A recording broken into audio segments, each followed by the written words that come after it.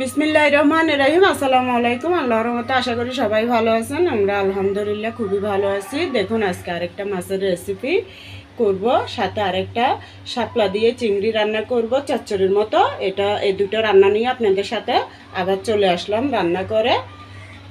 তো আপনারা দেখতে থাকুন আমি কিভাবে মাছটা রান্না করি আর শাপলাটা চিংড়ি দিয়ে চচ্চড়ি করি। এই তো বন্ধুরা, এখন আমি একটু হলুদের গুঁড়ি, লবণ, মরিচের গুঁড়ি এগুলো আন্দাজ অনুযায়ী দিয়ে এগুলো মাখার পরে তারপরে একটু ভেজে নেব। সামান্য হালকা করে ভাজবো, বেশি ভাজবো না, কারণ বেশি ভাজলে এই মাছের স্বাদ থাকে না। এগুলো হচ্ছে লাল পোয়া মাছ বলে, যে ওগুলো আমরা তো চট্টগ্রাম ভাষায় লাল পোয়া মাছ বলি। তো দেখুন এটা ভালো করে লবণ, হলুদ এগুলো দিয়ে আমি ডলে ডলে ধুয়ে নিচ্ছি ভালো করে ঝুড়ির মধ্যে। এই তো বন্ধুরা, এখন আমি কড়াইয়ের মধ্যে সয়াবিন তেল দিয়ে দিলাম, এটা গরমও হয়ে গেছে। আর আমি সবসময় এই কড়াইয়ের মধ্যে ভাজি, আপনারা কিন্তু আবার মনে করবেন না আমি শুধু এটাতে ভাজি, আমার আর কোনো কড়াই নাই আছে। এই যে দেখুন, এই যে দেখুন এখানে তাবা আছে, আবার এখানে পাইপেনটা আছে, কিন্তু আমার থেকে সবচেয়ে বেশি ভালো লাগে এই কড়াইটার মধ্যে ভাজা পোড়া করতে। এই তো দেখুন আমি মাছটা মেখে নিলাম লবণ, হলুদ, মরিচ দিয়ে। এখন এগুলো দিয়ে দেবো।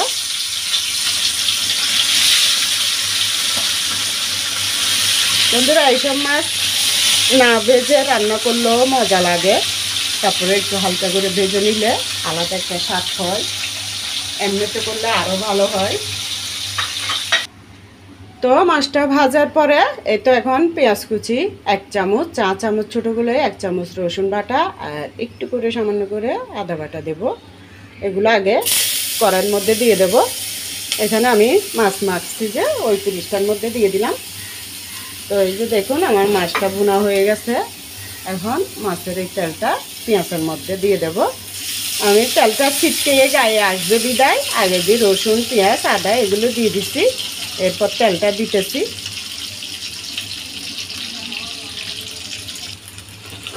তো এবার আদা, রসুন, পেঁয়াজ এগুলোর কাঁচা গন্ধ যাওয়ার পরে আমি এবার এই যে ছোটো 4 চামচটার মধ্যে 1 চামচ গুঁড়োমরিচ, 1 চামচ হলুদের গুঁড়ি, স্বাদ অনুযায়ী লবণ, আর লবণ তো আমি ভাজার সময় দিছি তাই অল্প করে দিলাম, এখন লাগলে পরে দিতে পারবো। এখানে সর্ষে আর কাঁচামরিচ বাটা দিছি 1.5 চামচ।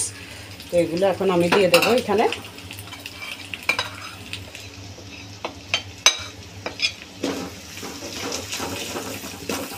এগুলো ভালো করে তেলের মধ্যে একটু কষিয়ে নিই। আস্তে জালে আছে, কিন্তু জোরে জাল দিলে কিন্তু মশলাগুলো পুড়ে যাবে। এটা এখন 30টা দিয়ে একটু পানি দিয়ে দিলাম।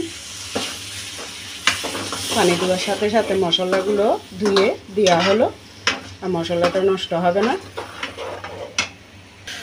মশলাটার কাঁচা গন্ধ যাওয়ার পরে এখন একটু সামান্য করে জিরা, ধনিয়ার গুঁড়ি দিয়ে দেবো। দেখুন তেমন বেশি না, অল্প করে দিলাম। এখন এখানে 2টা টমেটো আছে, এটাও দিয়ে দিলাম। ধুয়ে নিচ্ছি ভালো করে, ধোয়ার পর দিলাম। তো বন্ধুরা আমি ওই যে কালকে বলছি একটা রান্না ছাড়ছি, যে কালকে না গত পরশু ইলিশ মাছের রেজালা দিয়েছিলাম আমি একটা রেসিপি। ওই রেসিপির মধ্যে আমি বলছি রেপিড ট্যাক্সের কারণে আমি পুরো এসিয়ে করতে পারি না। আল্লাহর কি রহমত, দেখি যে ওই সন্ধ্যার সময় ওই ইলিশ মাছের রেজালা রেসিপিটা এসিও করতে গিয়ে হঠাৎ করে দেখি যে খুব সুন্দর এখানে রেপিডটা চলে আসছে। ওটা দিয়ে আগে আমরা প্রথম শুরু তো এটা দিয়ে করতাম, মেয়ে চান্স দিলে যেভাবে আসে ওইভাবে দেখে করতো। তো এখন দেখি যে ওইটাই আগের মতোই আসছে। তো যে কারণে যাদের কারণে এরকম হয়ে রেপিড টেস্টগুলো পাইছি ওনাদেরকে আমার সালাম ও মন থেকে অনেক অনেক দোয়া রইল। আমি সাধারণ রাঁধুনি হতে পারি, কিন্তু আমার মনে দোয়া ও ভালোবাসা তাদের জন্য খুবই বেশি বেশি রইল। আর ওনাদের অনেক অনেক ধন্যবাদ জানাই, সাথে আমার সালাম নেবেন। আমার অনেক উপকার হয়েছে, কিন্তু এখন তো উপকার হয়েছে, কিন্তু ভবিষ্যতে কেমন হয় সেটাও আমি জানি না। তো আমার জন্য সবাই দোয়া করবেন। টমেটোটা মশলার মধ্যে কিছুক্ষণ কষানোর পরে এখন আমি পানি দিয়ে দেব। তো মশলার ঝোলটা উতরানোর পরে এখন আমি মাছ ভাজাগুলো দিয়ে দেবো। আমার মেয়ে তো সবসময় তো আমি মেয়েকে যা শিখাই দিই মানে ওরে বুঝাই দিই যে তুমি সার্চ দিই মোবাইলের মাধ্যমে এটা আনো, তারপরে এটা বের করে ভালো করে 2-3 বার শোনার পরে 2-3 বার করে ভিডিও দেখে শোনার পরে বুঝে নেওয়ার পরে তারপর তুই কাজটা করবা, বুঝতে পারলে করবা, নাইলে করার দরকার নেই। এভাবে করে আমি রান্নার কাজটা চালু করছি, প্রথম থেকে এভাবেই শুরু করছি। তো জানি না পুরো এসিও এখনও হচ্ছে কি না হচ্ছে তা জানি না। এই শুধু জাস্ট তো মোবাইলের মাধ্যমে যা জানছি যতটুকু জানছি এভাবে রান্নাটা সারা শুরু করছি। তো এর পরবর্তীতে এখন ভবিষ্যতে কী হয় তা তো জানি না। তো এখন মোবাইলের মাধ্যমে চার্জ দিয়ে দিয়ে তো অনেক কিছু জানতে পারি। রান্নাটা শুরু করার পর থেকে আস্তে আস্তে সব কিছু বুঝতেছি, জানতেছি চার্জ দেওয়ার পরে আনার পরে। তো এখন তো দেখি যে ইউটিউবে নাকি টিকে থাকা অনেক কঠিন, অনেক মুশকিল।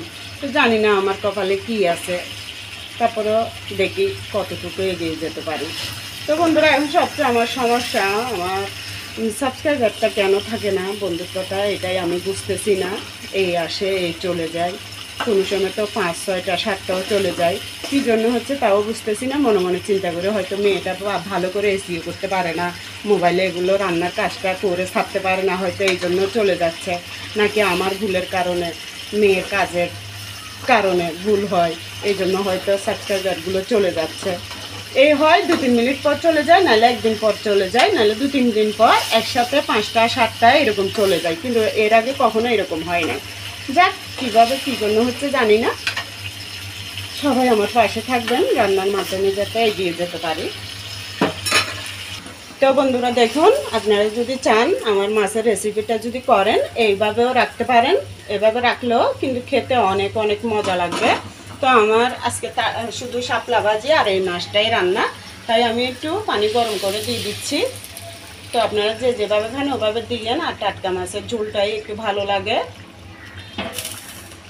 আমরা সবসময় টাটকা মাছের একটু ঝোল রাখি। ও তো আপনারা তো আমার রান্নায় দেখেন কিভাবে রাখি, আপনাদেরকে দেখাইয়ে রাখি। তো আমি শাপলাটা রান্না করব।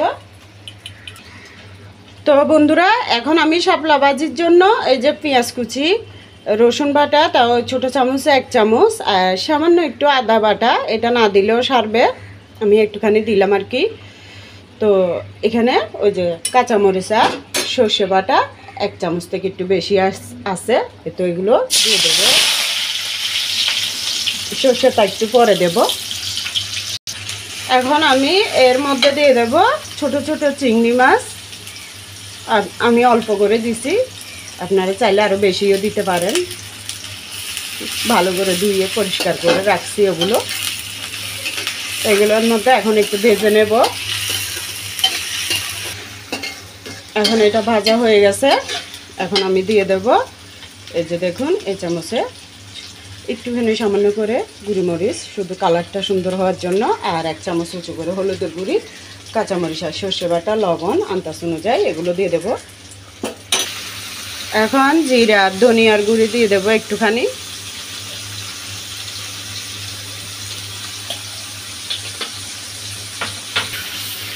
এটা এখন মশলা বাটার পর পাটা ধোয়া পানিটাও দিয়ে দিলাম। তো এটা দেখুন শাপলাটা এখানে 2 আটি শাপলা, তো একটুখানি হয়ে যাবে। তো এইভাবে আমি সম্পূর্ণটা রান্নাটা করে নিই, ভিডিওটা বড় হয়ে যাচ্ছে, শেষে দিয়ে একটু দেখাবো। এটা দেখুন সবগুলো দিয়ে দিলাম। তো বন্ধুরা আমার শাপলাটা হয়ে গেছে, দেখুন চিংড়ি মাছ দিয়ে শাপলার চচ্চড়ি এভাবে রাখবো আমি, আর শুকাবো না। এক এক সময় এক এক রকম রান্না করি। আর এদিকে দেখুন মাছটাও হয়ে গেছে, এই যে দেখুন মাছটা এভাবে করলাম, ঝোল রাখলাম। তো কেমন হয়েছে কমেন্টে জানাইয়েন, ভালো লাগলে দোয়া দিয়ে পাশে থাকবেন। তো সবাই ভালো থাকবেন, আল্লাহ হাফেজ, আসসালামু আলাইকুম।